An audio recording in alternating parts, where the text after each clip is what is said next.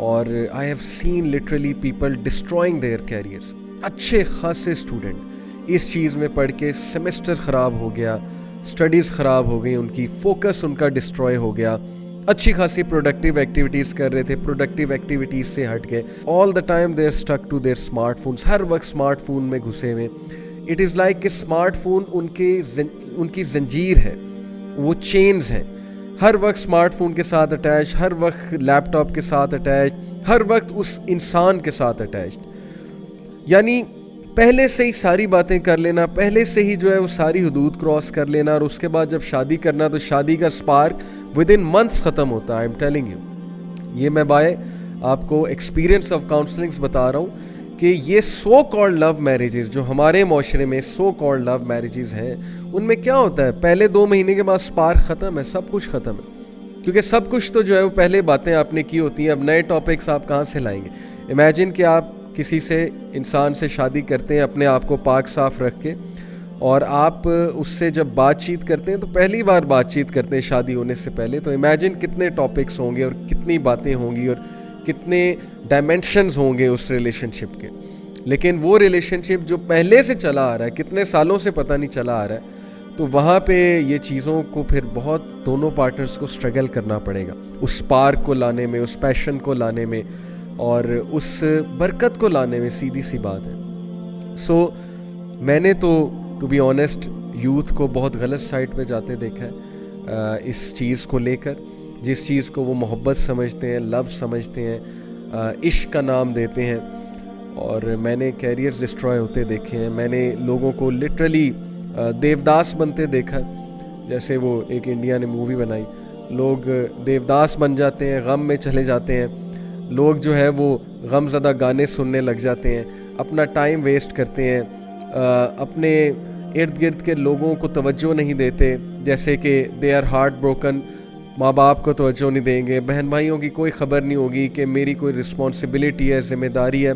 और अनफॉर्चुनेटली ज़्यादातर लोग जो इन चीज़ों में इन्वॉल्व होते हैं यूनिवर्सिटीज़ में जाके होते हैं, and they don't even realise. भाई आप मिडिल क्लास फैमिली से हो, आप यूनिवर्सिटी में पढ़ने गई हो कि आप वहाँ पर जो है वो जो है अपना बॉयफ्रेंड या गर्लफ्रेंड ढूंढने गए हो। सीधी सी बात है, आप पे जिम्मेदारियाँ हैं, आप मिडिल क्लास फैमिली से हैं, आपने पैसे कमाने हैं, आपने एक फैमिली को टेक केयर करना है, आपने करियर बनाना है, आप वहाँ पर क्या करने गए हो।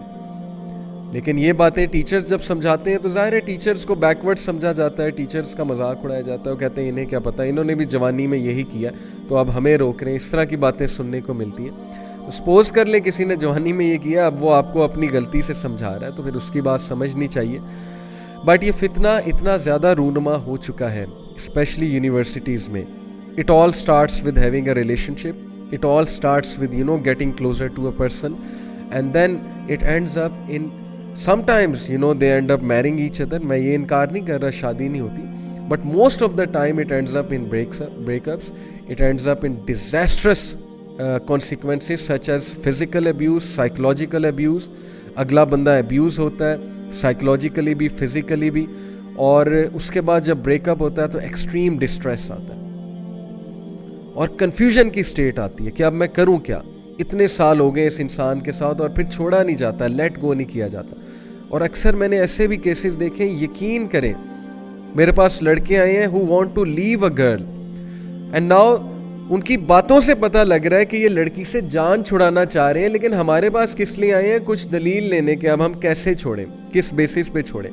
फिर जाहिर है वो बहाना आता है कि घर वाले नहीं मान रहे, क्योंकि जाहिर है जो मकसद था वो आपका पूरा हो गया। Now you want to leave the person, तो अब बहाना आता है कि घर वाले नहीं मान रहे, या बहाना आता है कि बस ऐसा हो गया वैसा हो गया, लड़ाई हो गई, कोई मुझे आपकी बात बुरी लगी है। ये सब कुछ माशरे में चल रहा है और ये हम नॉर्मलाइज कर रहे हैं और हम इसके ख़िलाफ़ बात ही नहीं कर रहे हैं, और ना हमारी यूथ अंडरस्टैंड कर रही है कि हम किस गड्ढे में गिर रहे हैं, हम किस पिट में जा रहे हैं, और हम अपनी कितनी चीज़ें जो हैं वो लूज़ कर रहे हैं ऑन द वे। हम अपनी फ़िज़िकल हेल्थ भी लूज़ कर रहे हैं, हम अपना इमोशनल, जो हमारी इमोशनल हेल्थ है, मेंटल हेल्थ है, उसका भी बेड़ा गर्क कर रहे हैं। शादियां जब हमारी होती हैं तो हमारा सत्यानाश हो चुका होता है, हम एक साइकोलॉजिकल बैगेज उठा के ला रहे होते हैं जब हमारी शादियां होती हैं हमारी सोसाइटी में।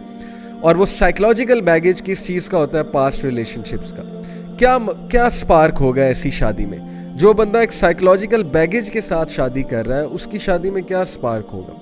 वो तो फिर अपने बैगेज को ही जो है वो उठा के फिरेगा ना, और उसके लिए बहुत मुश्किल हो जाएगा। तो बात असल में वही है कि अल्लाह ताला इंसानों पे जुल्म नहीं करता, इंसान खुद अपने ऊपर जुल्म करता है, हराम की तरफ जाके गलत चीज़ों की तरफ इन्वॉल्व हो गए। जो अक्लमंद लोग हैं, जिनको पता है मेरे पे क्या रिस्पॉन्सिबिलिटी है, मैंने किस तरह से चलना है, वो लोग इन चीज़ों में पड़ते ही नहीं है, केयरलेसनेस में और हीडलेसनेस में। उन्हें पता है कि ये चीज़ मुतय्यन है, और इसके बारे में मैं अभी आपको हदीस सुनाता हूँ। ये मैंने एक मुद्दा बांधा, एक मुद्दा बनाया, मैंने एक बैकग्राउंड जो है वो आपको बताया, किस लिए, so that you may realise कि ये सारी चीज़ें आपके सामने होती हैं। You know, people get attach to someone, वो बंदा उन्हें यूज़ करता है, अब्यूज़ करता है। कुछ जैसे हमारे माशरे में स्टूडेंट्स मुझे कहते हैं ना जी कि I got attracted to this girl and she was a gold digger, I came to know later on. Gold digger से मुराद है कि she kept on using me to buy smartphones and to buy stuff and to take her to shopping, and at the end of the day she liked someone else. कोई और लड़का आ गया, मुझसे cool लड़का आ गया, वो उसके साथ चली गई और मुझे जो है वो थोड़ा करा दिया, सीधी सी बात है।